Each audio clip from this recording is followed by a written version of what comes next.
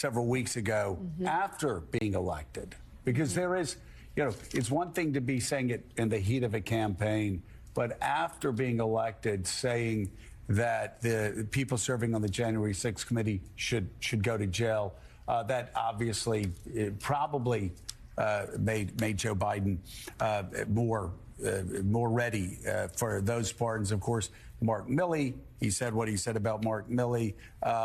Same with Fauci and the U.S. Capitol Police. These are being offered. They're being offered. So they're being offered. That's correct. So they have to accept those. They have to accept them. Right. Oh, okay. Yeah.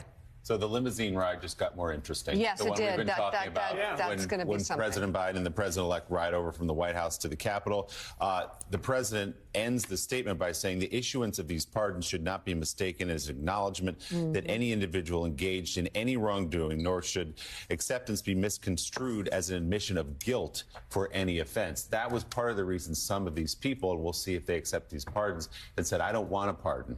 Because by accepting it, it implies that I've done something wrong, and I haven't.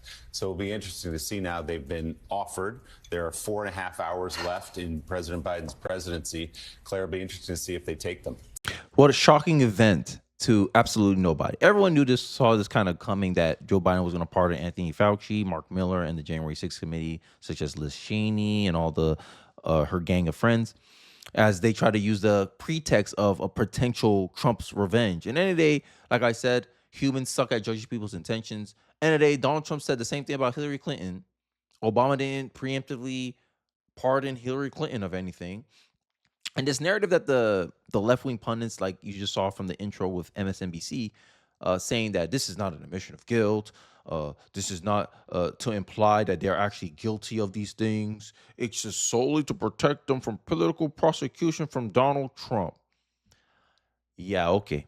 What about that? What about his son, Hunter Biden? Like, end of the day, you can't play this little game of narratives when we just saw what he did for his own son. Son's getting prosecuted for gun possession and tax fraud or something like that, or tax avoidance. I forget what it was. And then he pardons his son 10 years back. Huh? But we Americans are not supposed to read into that and say, this might be an admission of guilt because Trump may have had something tangible on these people. And let's look at the comment section, right? This is Zach. I don't think Fauci should be prosecuted, but preemptively pardoning anyone, in my opinion, is an abuse of power and frankly makes them look bad when they don't need to. Exactly. Right? They try to, soften it. And remember, you saw from the clip, they said that these people had to accept the offer. Accept. This is funny, bro. And these are the same people that's going to sit here and try to lecture you about truth and honesty. Biden pardons Fauci and General Mark Miller to shield them from Trump.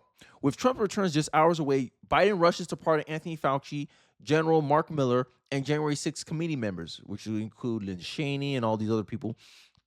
Miller secretly undermined Trump's authority, even calling China behind Trump's back to ensure them that he would stop any military action.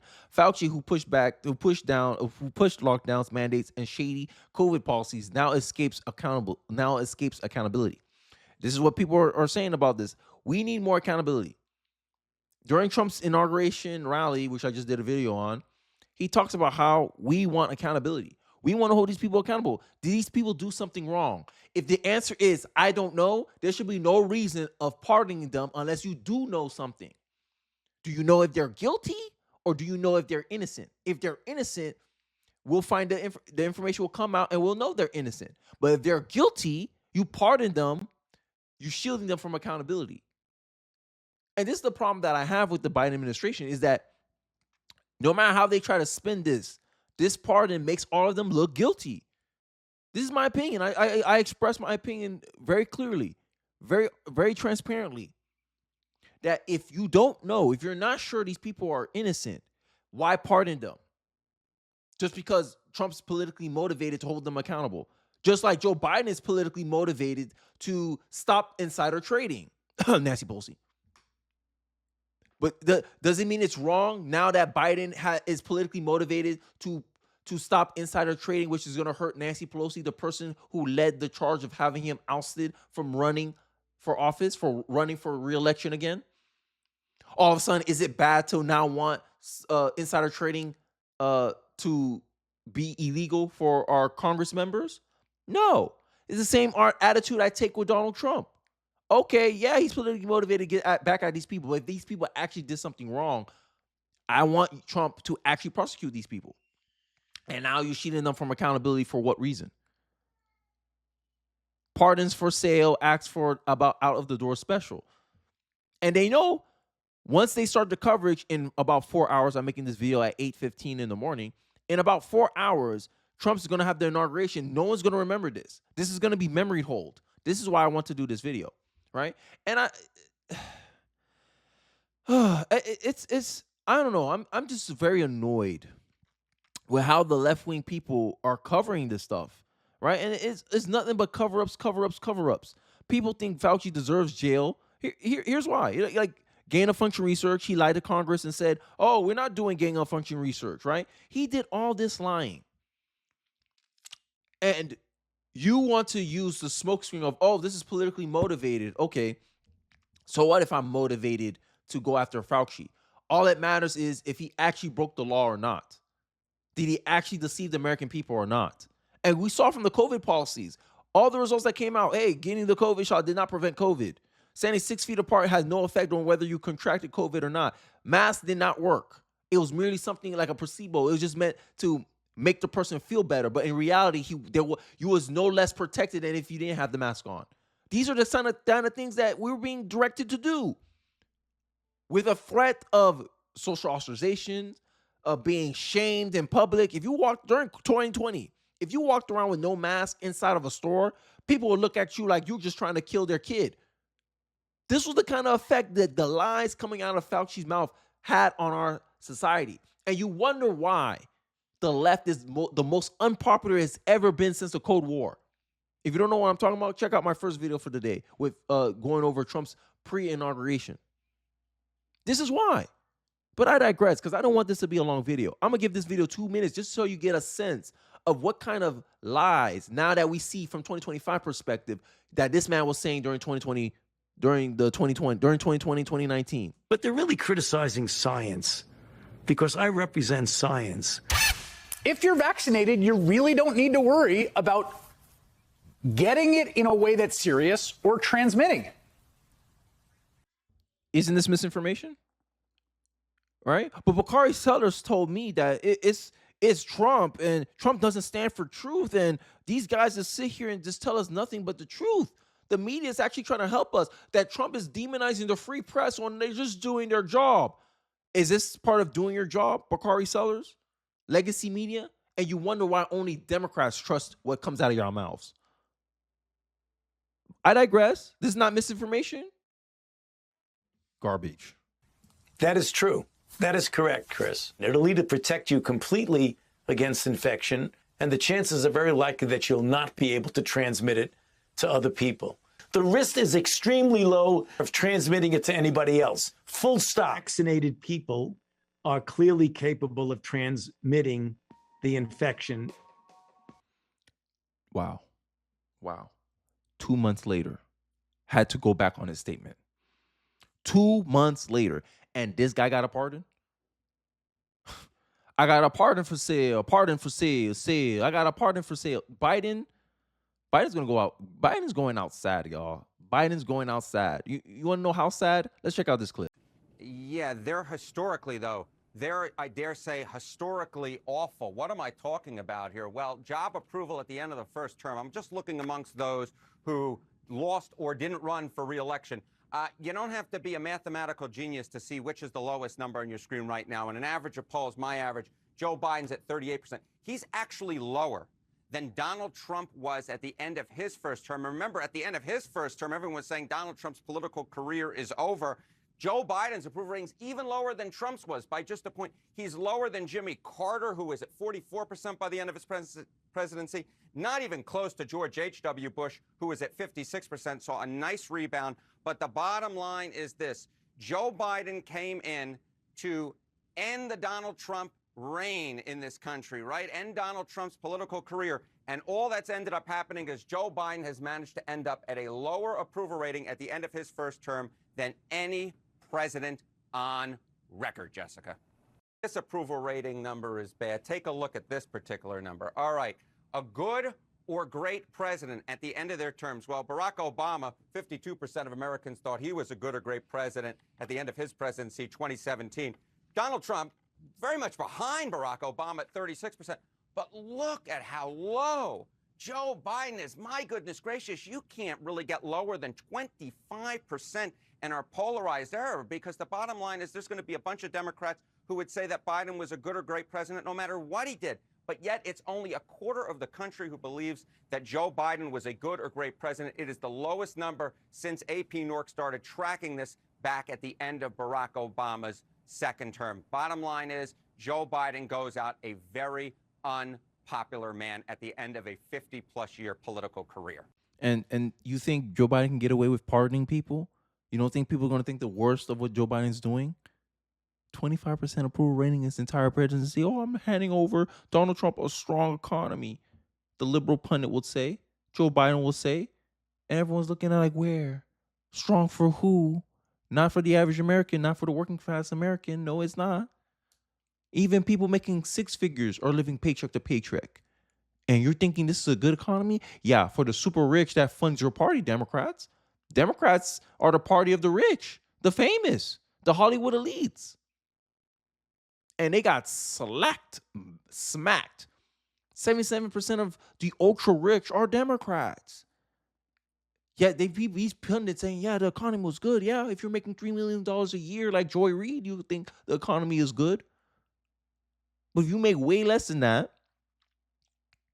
you struggling. Small business owners were struggling in Joe Biden's economy. Joe Biden want to brag about it. Real wages were down during Joe Biden's economy. Remember, the rate of inflation on average for Joe Biden's administration compared to Donald Trump's, 20%. 20% inflation rate compared to Donald Trump's administration. So that means since Joe Biden started his governance, or his non-governance, I will say, we've been losing income. We've been losing buying power. And then the same president will sit here and say, he want to prefix all this. This is not an admission of guilt. It's not working. People still think it's an admission of guilt. Because if you don't know for sure if someone's innocent, you can't give them a pardon. This is only for political reasons, right? With hours left of his presidency, Biden issues preemptive pardons to protect people from accountability in gratitude for having pushed the Democrats' agenda. This is how it's being seen. And we know Democrats do have an agenda, because when you ask Democrats like Hakeem Jeffries if they had any responsibility to expose Joe Biden's mental decline, they said, no, Joe Biden was working hard for the American people. Yeah, okay. Working hard and selling us that he was competent and okay. Before the debate, people had questions about Biden's mental decline. And you had Washington Post, you had these liberal outlets writing headlines like, the concern over Biden's age and mental decline is manufactured. That's the kind of narratives that liberal news outlets were pushing out. And they wonder why digital news is hollowing out. They wonder why only Democrats majority of the time trust legacy media. They wonder why independents and Republicans don't trust them and get their news from X. They wonder, they're so baffled. They're like, why these people ain't reading our stuff? Because you're pushing the Democratic agenda. The Democrats have officially arrived at doing away with the rule of law stage of defending democracy. This is what Biden said on his preemptive strike. This is why I am exercising my authority under the Constitution to pardon General Mark A. Miller, Dr. Anthony S. Fauci, the members of Congress and staff who served at the Select Committee, which is the show trial of January 6th, and the U.S. Capitol and D.C. Metropolitan Police officers who testified before the Select Committee. The assurances of these pardons should not be mistaken as an acknowledgement that any individual engaged in any wrongdoing, we already assume that they engaged in some wrongdoing, because this seems like you scratch my back, I'm scratching yours. This is how it comes across to me. I'm giving you my honest opinion on this. Nor should it accept to be misconstrued as an admission of guilt. We do accept this as an admission of guilt. Sorry. The most unpopular president in modern U.S. history, giving out unconditional pardons, preemptive pardons to people who may have been suspected of, witness tampering. Liz Cheney, right? Anna Alicia Farron Griffin, I forgot her name. She was on The View. She was the in-between trying to coast the witness to express, to highlight her testimony in a certain way. That's witness tampering, right? But you don't want her to be held accountable. Okay. Shows your lack of respect for the rule of law, but you want to pretend that you're law and order, no one's above the law, right? This is the crap you preached, Joe Biden. And now look at you. 4 hours of daylight left on your political career. And this is how you chose to go out. Sad. Our nation owes these public servants a debt of gratitude for their tireless commitment to our country. Let me rephrase that. I owe these public servants a debt of gratitude for their tireless commitment to our party, to me, to Democrats. This is how the phraseology is coming across to me as an American voter. And how's the sentiment? Let's get a general sentiment, right? Biden's pardoning Fauci is just utter appalling.